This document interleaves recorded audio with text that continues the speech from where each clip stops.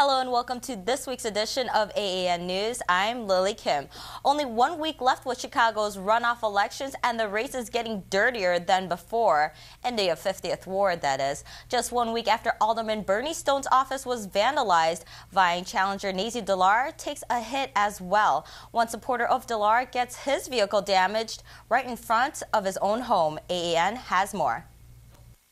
It happened near the 6100 North Block on California. Just after midnight on Saturday, March 31st, a vehicle of a Nazy Delaar supporter was vandalized. The windows smashed in, all four of his tires were slashed, and it was more than $1,200 worth of damage done to his car, his taxi, which is his livelihood.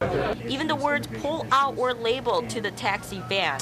The victim, who requests to be remained anonymous, offered his taxi van, which dressed in bumper stickers for Nazy Delaar. It was all part of the Sunshine Crew. He helped the Delaar campaign deliver goods and offered free fares to poll watchers and volunteers election day. But now he's angry. I mean, our campaign is angry about it. This incident occurs only 1 week after Alderman Bernie Stone's office was vandalized. There's been other recent occurrences here in the 50th Ward. A shooting on Devon, a beating in Emerson Park, and another vandalism incident, this one with the Democratic Club office. The crimes have all occurred within days from one another and have all been dismissed as isolated incidents. Now, the safety of the 50th Ward has always been a concern for candidate Delaar, but now it's become one of her top issues, especially during this time of a runoff. What that represents, first and foremost, is that we still have issues of safety in this neighborhood, and it has to be addressed.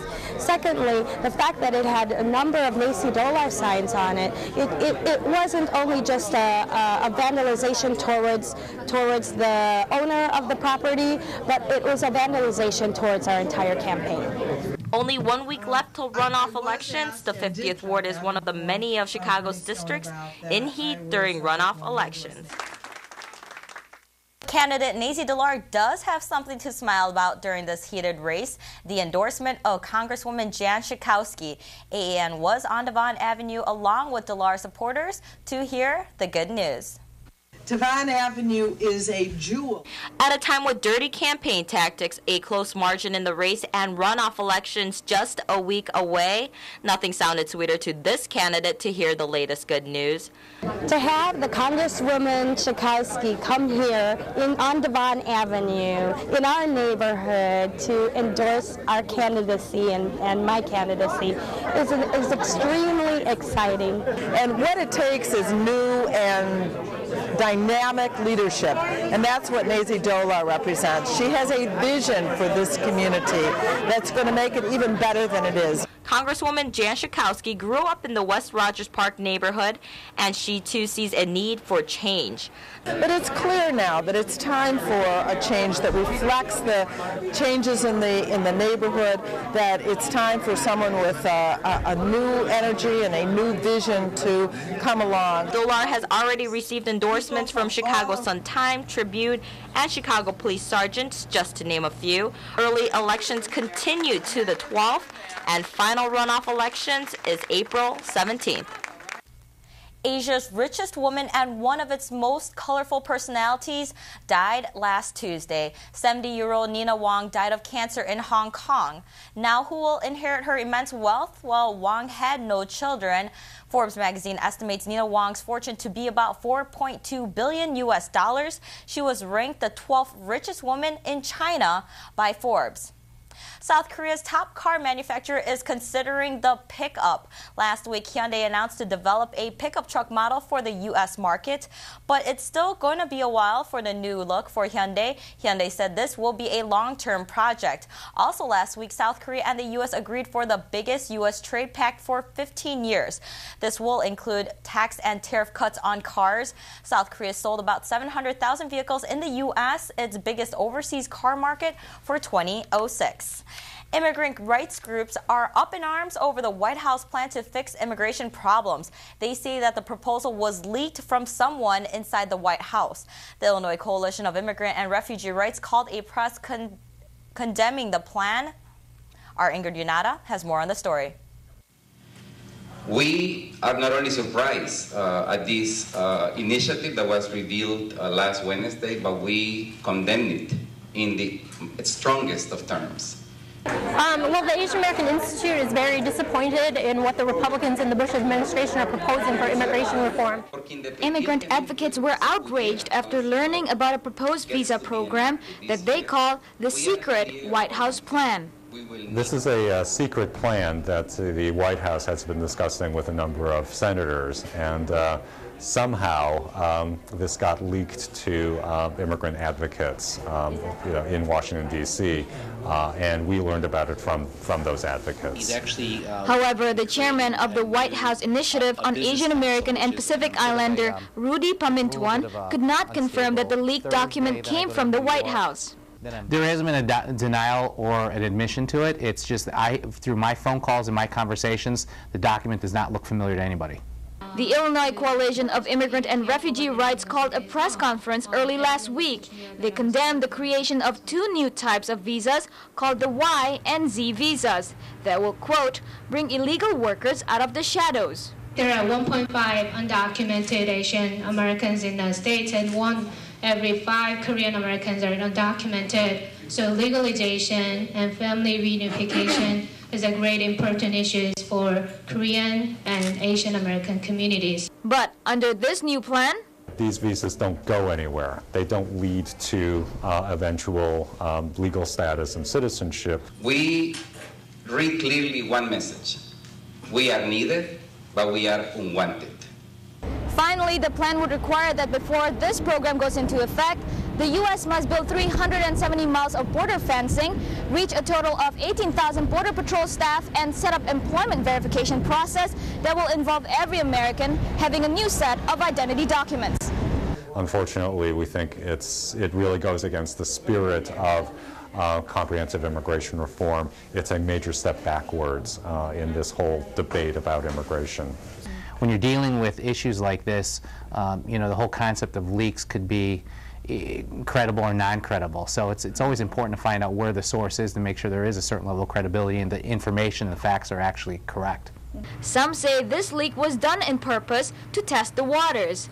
But if anything, this secret White House plan made things easier for immigrant advocates.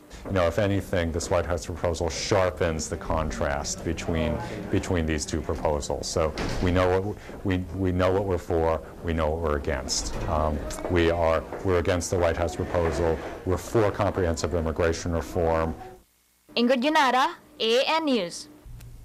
One study shows the voting power of Asian Americans is on the rise. More Asian immigrants have taken the final steps to become full contributors to the U.S., and now they can call themselves American citizens. Don Tagala has more. A recent immigrant population study showed a strong surge of new naturalized Asian Americans throughout Illinois, a marked 26% increase between 2000 and 2006. These naturalized ethnic Americans are found mostly in state legislative districts currently held by Republicans. In fact, of the 10 House districts where we're seeing the fastest increase in the number of new citizens, 9 of them are held by Republicans. It's just a very, very staggering result. According to the study, immigrants who have taken the time, money, and effort to become U.S. citizens are more likely to vote than native-born Americans. Well, these are areas, particularly in the collar counties, that are changing. The immigrants are moving into these areas, they're buying homes, and they're becoming citizens. And, when they become citizens, of course, they gain the right to vote. Illinois Coalition for Immigrant and Refugee Rights say these new voters will greatly impact the state's politics. Well, it means that we are exactly where we want to be in terms of the politics in this state. We want both parties vying for our votes. And in order to do that, they're going to have to listen to the issues that are important to immigrant communities. These new voters could make a significant difference in the overall landscape of our state's politics. Illinois is now home to 3.2 million immigrants, 26% of the population, a significant voting power once they become naturalized. Immigrants are known to work hard, play by the rules, learn English, and eventually become Americans. ICIRR launched Illinois is Home campaign specifically to help immigrants to reach their dream and become full contributors to the state of Illinois. A resident of Illinois for 15 years, mortgage consultant Noel Hidalgo is now applying for citizenship to join the ranks of these new citizens. Pag American citizen ka na, pag naglalakad ka sa kalye rito, feel mo talagang equal na kayo. As more immigrants become naturalized U.S. citizens, the government started to build what immigrant activists call a second invisible wall that would block the path of these undocumented immigrants to become U.S. citizens. Don Tagara, AAN News. The return of the DREAM Act has triggered hope and passion for 3 high school students. They're part of the youth group at the Korean Cultural Center known as Fighting Youth Shouting Out for Humanity. Now they're in the front lines rallying support from politicians and the public to make their dream come true. They are young but determined to fight for the sake of others. Immigrants give a lot of money that the government collects on, and to all of a sudden say that they don't have the opportunity for education or Social Security or any other benefits that normal people have is absolutely ridiculous. The group known as FISH wants the DREAM Act to be passed as law. First of all, DREAM Act, or the DREAM part, the first word, stands for Development, Relief, and Education for Alien Minors. It will basically enable students who are not considered citizens to be treated as citizens and maybe to even apply for citizenship. And the people that this act will benefit are the minors that come here, and it is not their choice to come here. And education just is a human right that we should allow everyone. The students should have came to the United States 5 years before the DREAM Act was enacted. So that means they should have came before 2002, because it is going to be, we're hoping that it will be passed in 2007, which is this year. And also when they arrived in the United States, they should have been 15 years old or younger. They can't be 16 or 17. And also we asked them to graduate from United States high school, or they can possess a GED. Fighting Youth Shouting Out for Humanity is part of a national youth organization designed to engage the youth into political issues. If we pass this, 65,000 students from nationwide, along with 1 in 5 Koreans who are undocumented, will be helped. So far, they've got 2 senators backing them up. Our main sponsor for this is Senator Durbin, and also we have co-sponsor, which is Senator Obama. And the group is just getting started. We had a really big workshop where about 20 to 30 Chicago public school students came over, and they were actually writing about what their dream is, what they believe that all the students should have. And basically, through this postcard, we were trying to say that everyone has dreams. If you would like more information on this group, email us at AAN41Chicago@AOL.com. Still to come, find out about the new regulations on an updated city ordinance. Don't miss out on an exclusive interview with Star Trek's Mr. Sulu. And we have all the details on a special vacation package to the Philippines with the president included. All up next on AAN. Chicago's always trying to keep in good shape, and this time it's doing it through its waterways. The city is in the midst of proposing an ordinance to City Council and wants everyone to be aware of the new changes. Lake Michigan and the Chicago River are ecosystems filled with native species, but when foreign visitors swim through, the after effect could be devastating.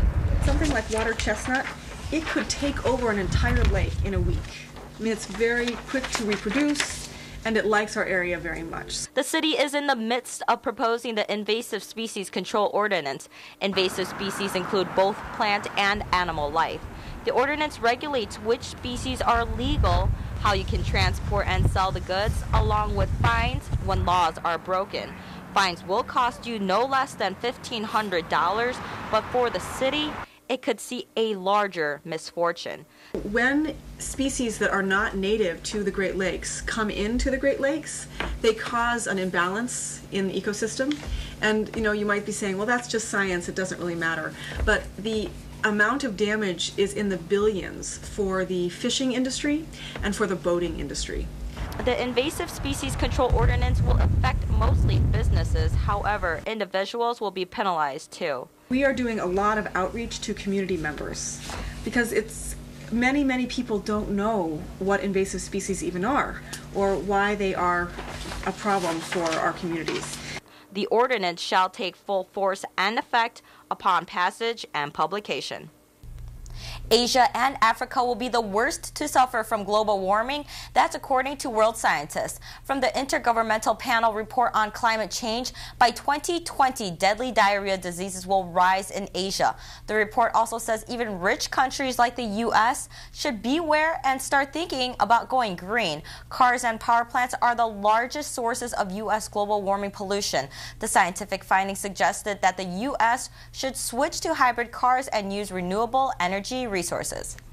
One Asian American celebrity made a visit to a local university. George Takei, or better known as Mr. Sulu from the popular TV series Star Trek, was the keynote speaker at UIC last week. Our Ingrid Yanada sat down with the actor for an exclusive interview. 9521.6. Captain's log, USS Excelsior. Hikaru Sulu commanding.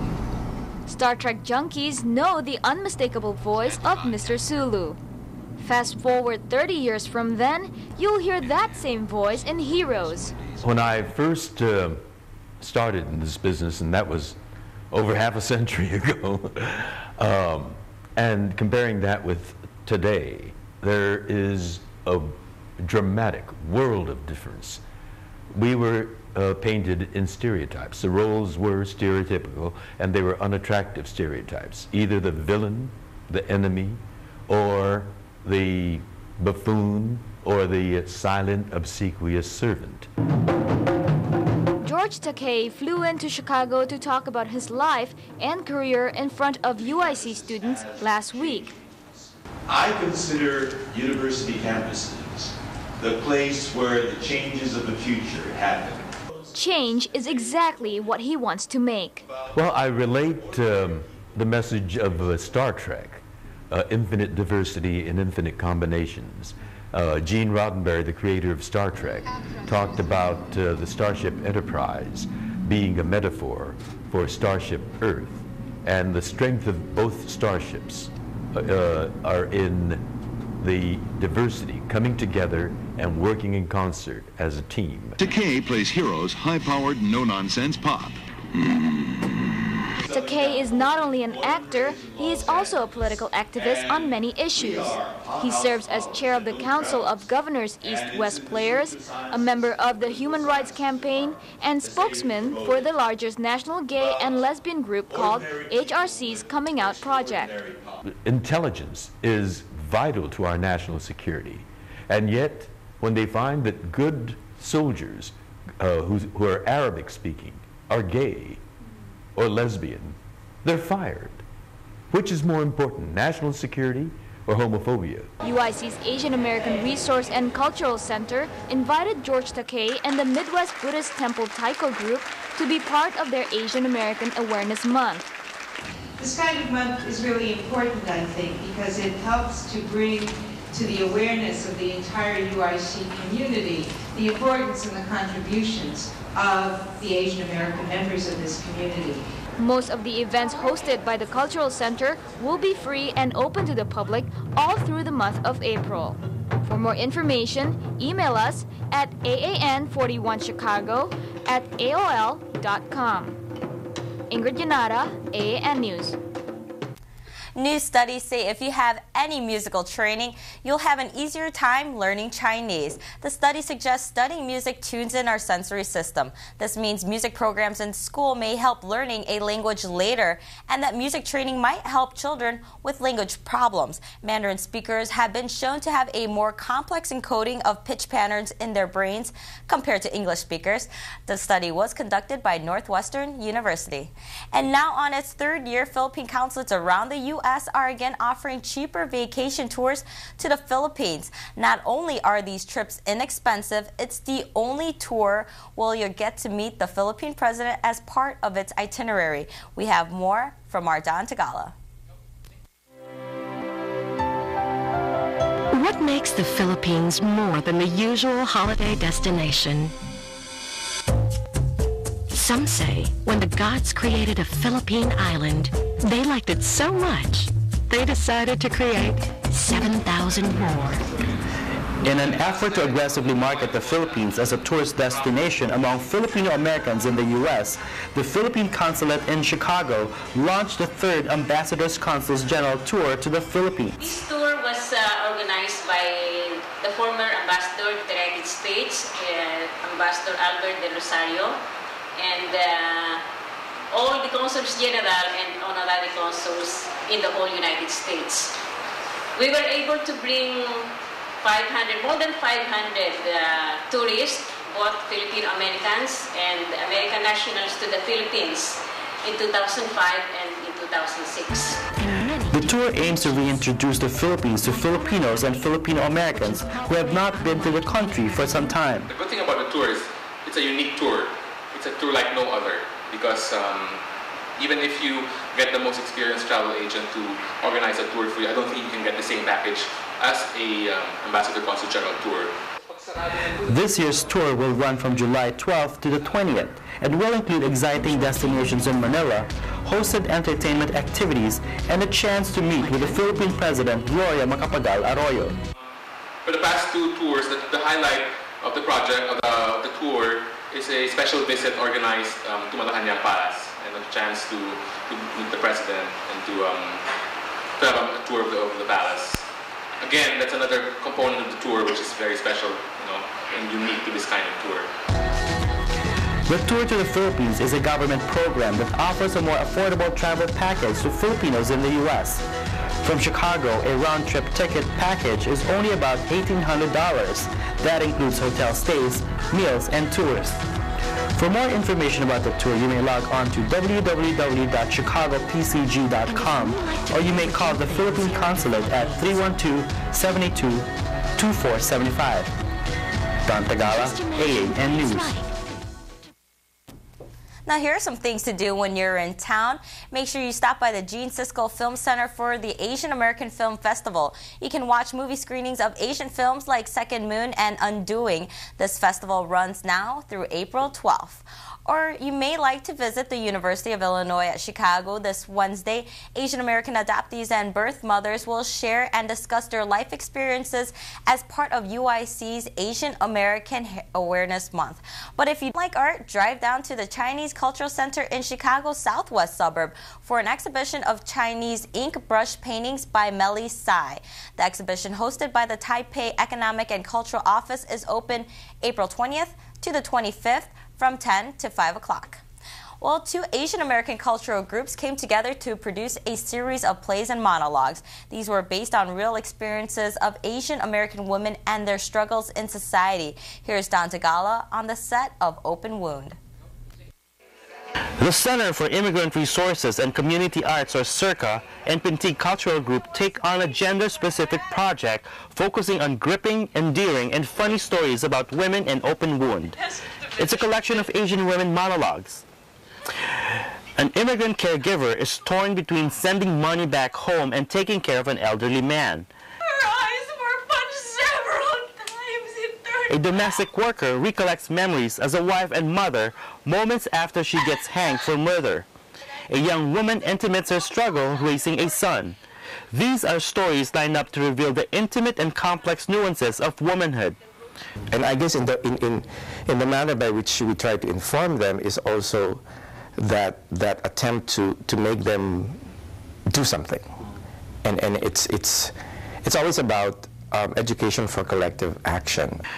Written by the Asian community's advocates on women and immigration issues, Open Wound takes a closer look at the multi-layered facets of women issues across race, class, and gender lines.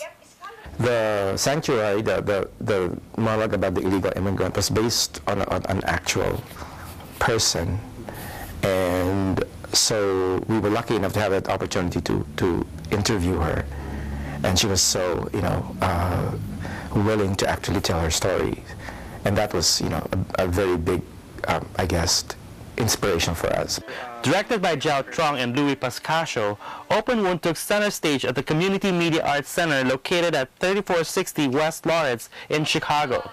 This production is just the first installment of a series of plays and monologues that will be produced throughout the year, focusing on migrant and women issues based on real experiences of Asian Americans. Don Tagala, AAN News. Thank you for choosing AAN News, your Asian news leader. If you have any questions about our show or have any story ideas, write us at AAN41Chicago@AOL.com. Catch a rebroadcast Tuesday mornings at 8 and tune in next Monday night for a candid chat with Asian American artists. I'm Lily Kim. Thank you and see you next time.